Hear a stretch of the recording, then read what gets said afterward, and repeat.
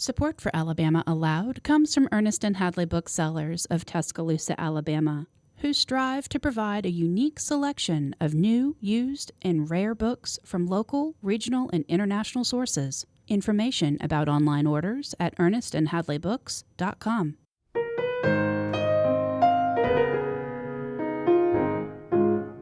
From Troy Public Radio, this is Alabama Aloud.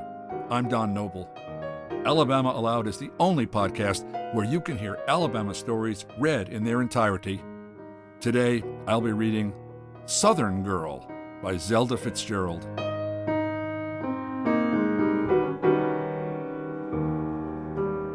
This story may be seen as Zelda's response to Scott's story, The Ice Palace, in which he described an Alabama girl's shock and dismay at visiting a northern city, presumably Scott's St. Paul, Minnesota, in the middle of winter. Southern Girl was published in College Humor in July of 1929. The Fitzgeralds sold it to the magazine as written by Scott and Zelda together, because that would bring a higher price. But Fitzgerald scholar Matthew J. Brookley has established that it is Zelda's work alone.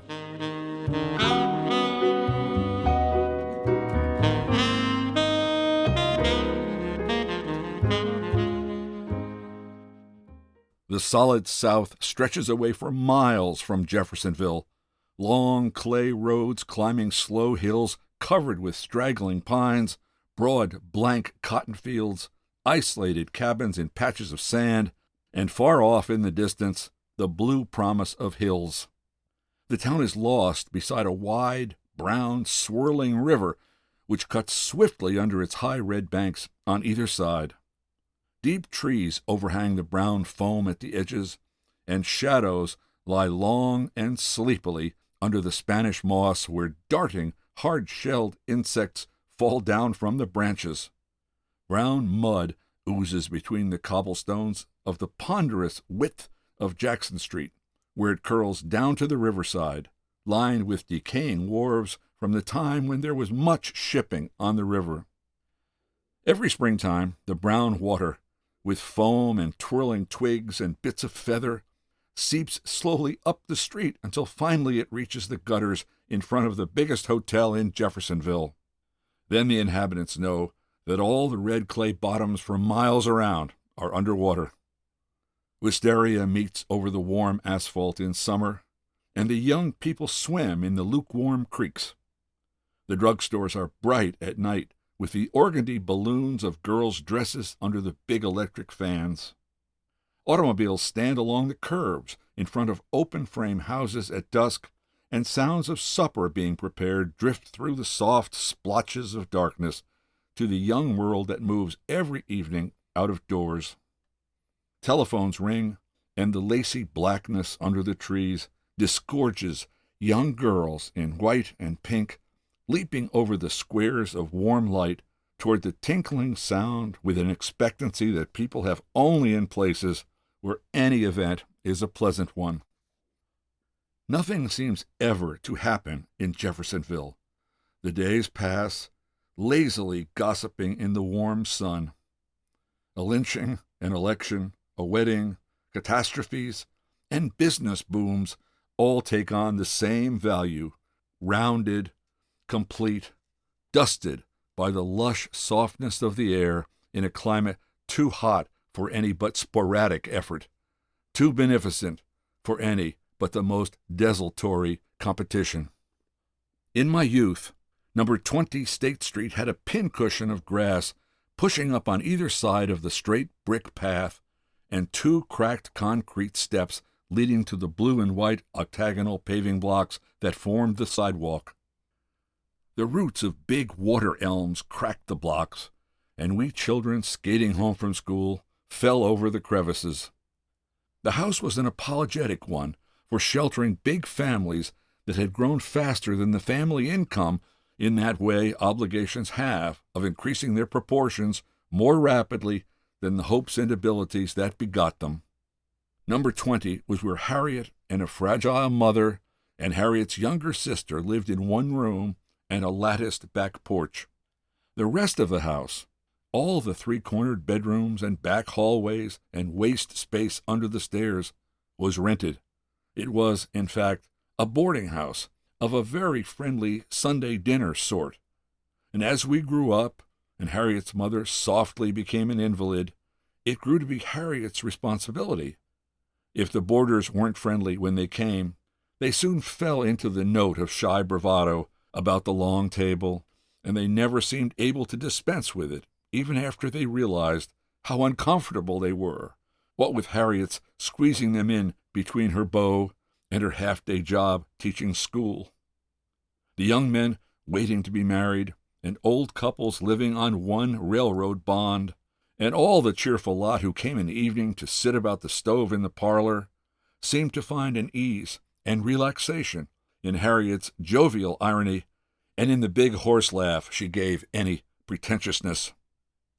Her manner with the old was free and impeccable.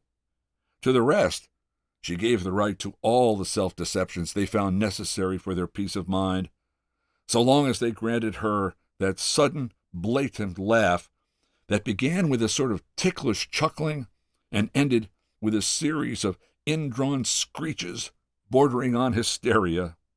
The roots of it lay deep in fatigue and strain, and if it didn't spare anyone's nerves, well, ever since Harriet walked for the last time with the rest of us between the blind-eyed Venus and plaster Minerva that were just inside the high school door, she had never spared her own. People early wondered why she didn't go in for something more satisfactory and spectacular than teaching school and supervising a boarding house. It seemed to us such a waste of her energy and ability. The reason was probably that she was incapable of giving up anything, of relinquishing the smallest part of a conception or a phase of her life until she felt that it had been completed. She left school with all sorts of convictions about sticking to things until the ultimate desired effect was produced, and it kept her hoeing a hard row, sticking by the hopeless patchwork of the various responsibilities that were hers, instead of trying to turn them into one bigger unit of a job. Every place has its hours. There's Rome in the glassy sun of a winter noon, and Paris under the blue gauze of spring twilight. And there's the red sun flowing through the chasms of a New York dawn. So in Jeffersonville there existed then, and I suppose now, a time and quality that appertains to nowhere else. It began about 6:30 on an early summer night, with the flicker and splutter of the corner streetlights going on, and it lasted until the great incandescent globes were black inside with moths and beetles, and the children were called into bed from the dusty streets. The leaves of the elms stenciled black friezes over the sidewalks, and men in shirt sleeves threw arcs of warm, rubber-smelling water onto the moon vines and Bermuda grass until the air was fresher with a baked grassy scent, and the ladies behind the thick flowering vines had a moment's respite from their fanning. The town waited for the 9 o'clock breeze in a floating stillness so complete that you could hear grinding wheels of a trolley car climbing up a hill 6 blocks away. Inside, girls in preparation for the evening dance struggled between the difficulties of the spasmodic sweep of an electric fan and the dripping heat. That was how it happened that one night during the war, when Harriet was still only 19, and at the beginning of her effort, the doorbell rang, and she answered it in a pair of blue bloomers and a huge bath towel. The doorbell before 9 could only mean a telegram or something that could be reached around for. She swung the door back in front of her as a screen, and there stood Dan Stone, all the high spots of him lighted up and shining with the light from the hall. He was a big, square soldier, fine legs like a Greek athlete, and a handsome Ohio face with a chin and a big arena of teeth. He had behind him a girl who, even in the dark, Harriet knew was not Southern. Her black hair was too sleek to have known the muddy water of summer creeks, and her dark clothes were cut with a precision and directness which could not have been interrupted by frequent half-hour respites from the heat. Harriet was swept with an exultant embarrassment that she always felt in a situation promising adventure. She laughed, and he laughed, and the gray eyes back of his shoulder started a little to hear so much instantaneous comradeship bouncing down the worn veranda. He explained about himself to Harriet, about how he was engaged to the cloudless eyes in the faultless tailleur, and how the hotel lobbies, filled with fan-draped flags and khaki hats and Red Cross posters, were not the place to leave his fiancée. His mother had intended coming south, but she was ill. The regiment was leaving any time now, so couldn't Harriet's mother find a place for Louise among the hot biscuits and iced tea and fresh vegetables? So Louise and Harriet, living in the same house, became friends for 3 weeks, which is a long time in wartime, and Harriet initiated Louise into our dawdling late yellow afternoons of Jeffersonville, into the automobile rides past dusty mock-orange hedges, the beveled fruit rotting beneath, into the sweet tartness of Coca-Cola cooling in wooden tubs beside a country store, into the savory vapors of Mexican hot dog stands, and into all the mysteries of a town that, to escape the heat, sleeps 9 months a year under its banks of 4-petal roses. We knew all about each other in Jeffersonville, how each other swam and danced, and what time our parents wanted us to be home at night, and what each one of us liked to eat and drink and talk about, so that we were all one against the taller, broader, older youth in uniform, which had begun from boredom to invade the ice cream parlors and the country club dances, and to change into something serious the casualness of an intimate social world founded on the fact that people like filling the same hours with the same things. We swam at 5 o'clock because the glare of the sun on the water was too hot to permit swimming before that.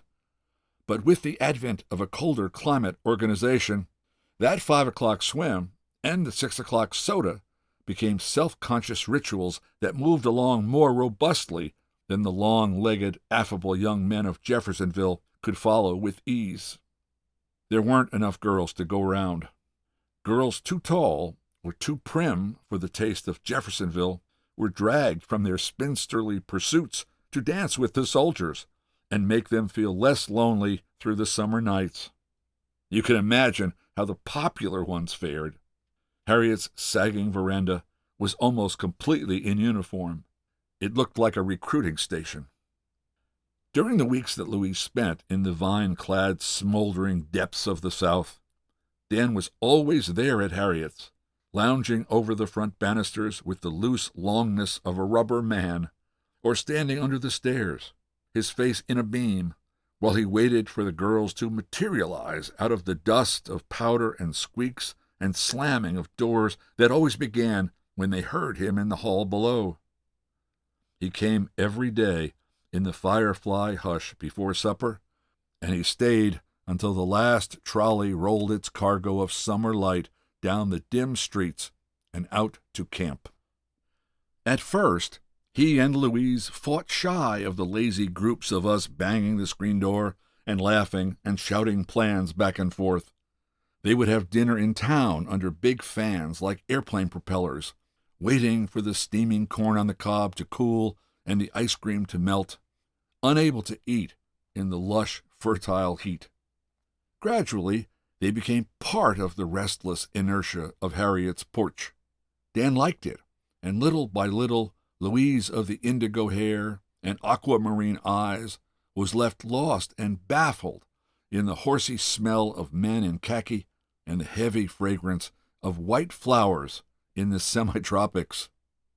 From soft, shaded corners, the great rolling, enveloping laugh of Dan swept out, coming closer all the time, the way thunder seems to come nearer as you hear it passing over. And then out of the same lazy geometric dusk, the audacious friendliness of Harriet's kidding horse laugh. They were always together, And for the last few days before Louise left, a sort of desperation hung about the trio. It seemed as if Dan was driven by some inner necessity for honesty to wound and hurt Louise in Harriet's presence. Not that he was cross or ungracious or even impolite, but he simply unchained a robustness that he knew would terrify her, a quality that she thought of as masculine and frightening, and that he thought of as particular to himself. They couldn't seem to agree even about why they were not happy together anymore. At last, one hot 5 o'clock, he hurried Louise over the pulpy boards of the station platform and into a long, sleek train with a special name, like a racehorse. While he waited for the train to pull out, they sat opposite each other on the green, prickly, cindery seats and broke their engagement. There must have been some protecting quality about the northern solidity of the steel and screens and humming fans that gave Louise the confidence and courage to face the fact that Dan was breaking their engagement. And he found something in the cart of dripping ice beside the steaming train, in the lounging, muddy river beside the tracks, in the low brick station with its long shed over the freight cars and drowsy porters, to keep him from minding that he was changing her life at a word into something quite different from how she had thought of it for 2 years.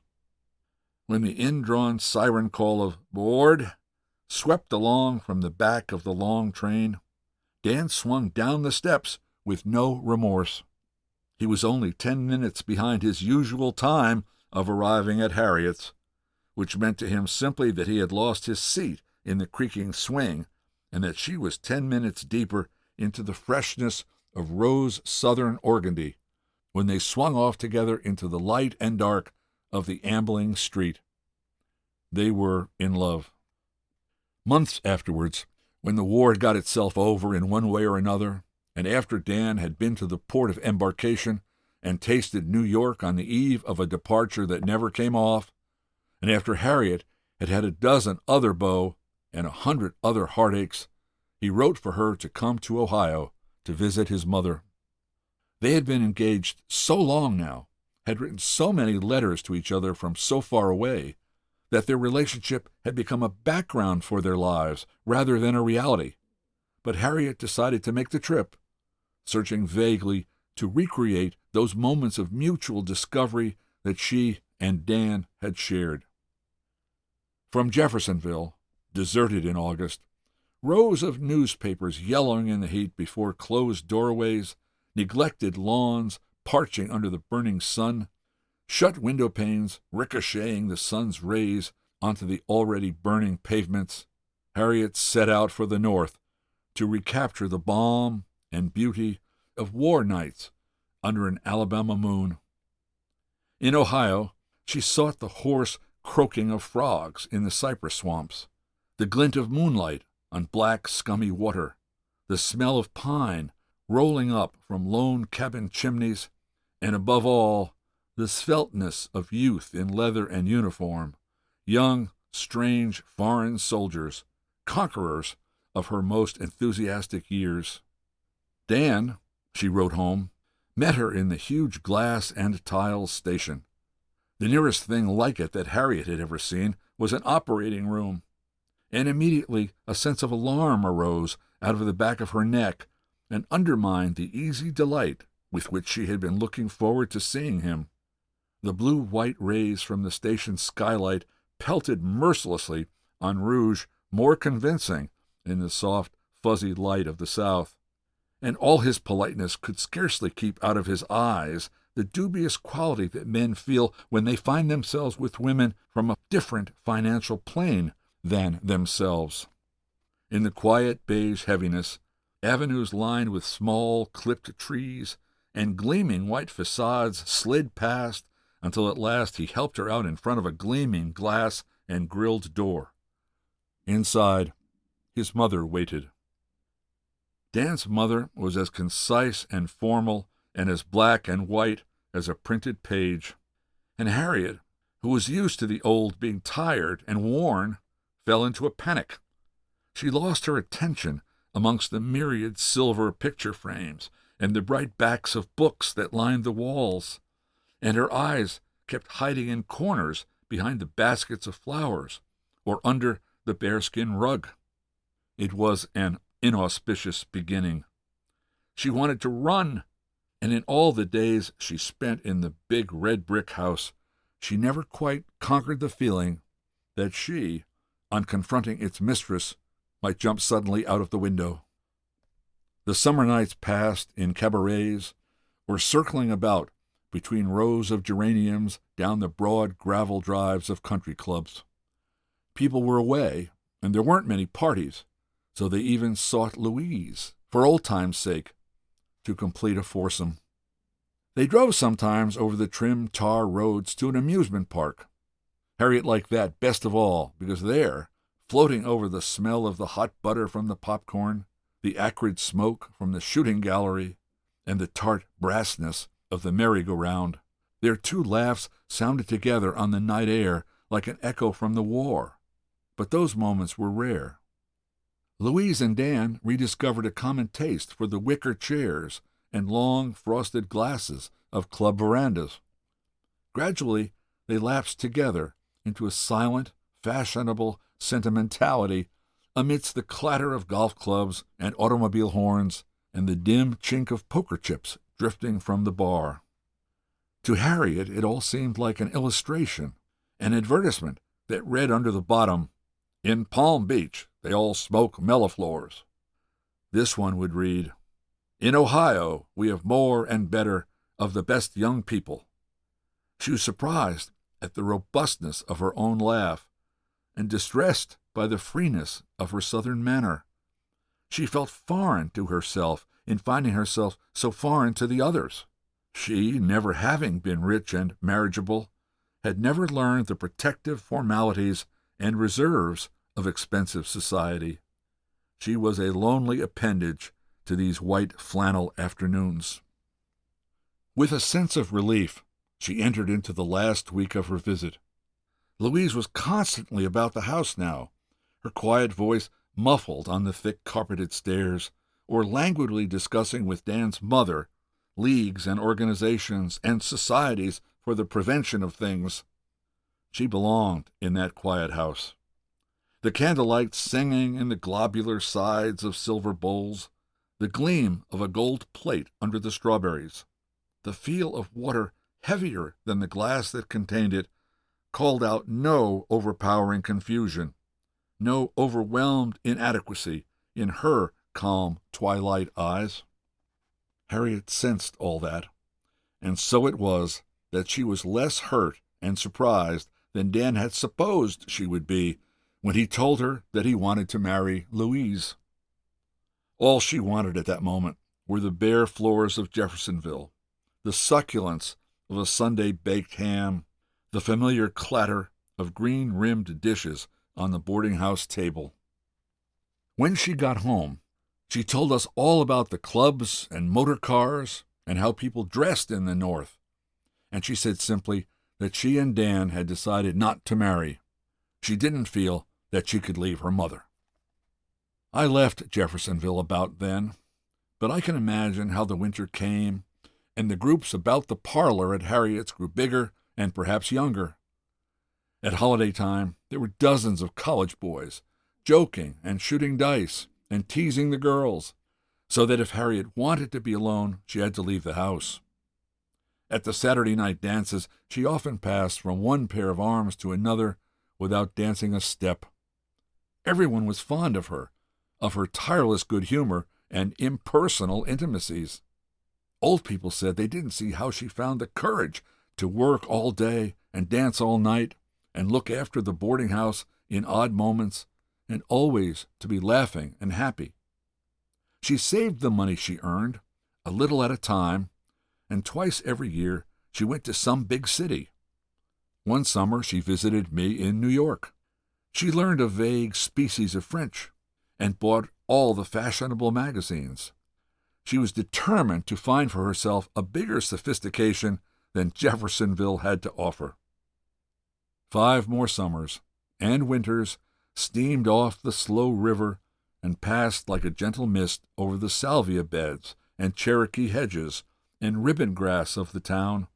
And now the children she had drawn paper dolls for crowded the country club dances, and most of her contemporaries had kids of their own.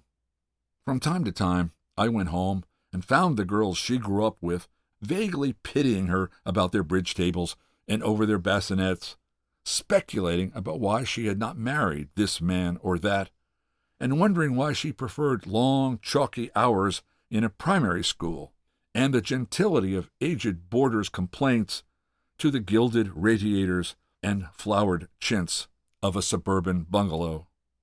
People went away and came back. Friends of hers who had married, or boys she had known in the army, said she hadn't changed a bit.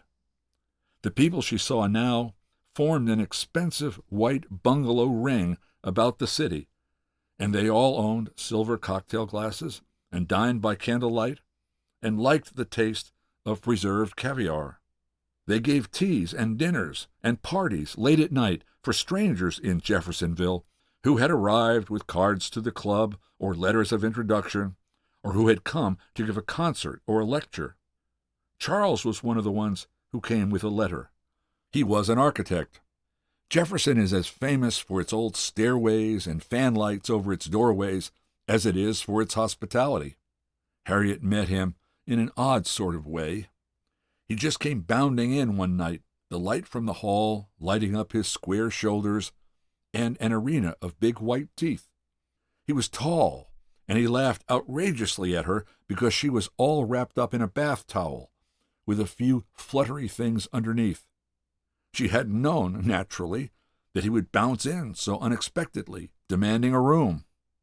They laughed together, and evidently she felt the fear of losing interest in life scurry away down the worn veranda, worsted by the heartiness of two ringing battle laughs. They were seen about together so constantly that nobody was much surprised when they ran away and got married. You see, he lived in Ohio, and he didn't want to wait while a lot of elaborate preparations were made. That happened about 2 years ago, and the news is that they are perfectly happy, as she always showed herself, and so deserved to be. They live behind an expensive grilled door with his mother, a black taffeta widow who is very rich and formidable, and Harriet seems to spend a great deal of time working for leagues and societies of all sorts. Their life is full of candlelight and gleaming bright things.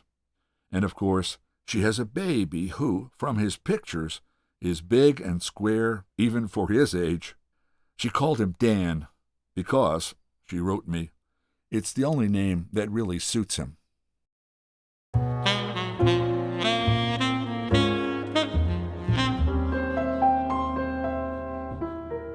We hope you don't keep Alabama Aloud all to yourself.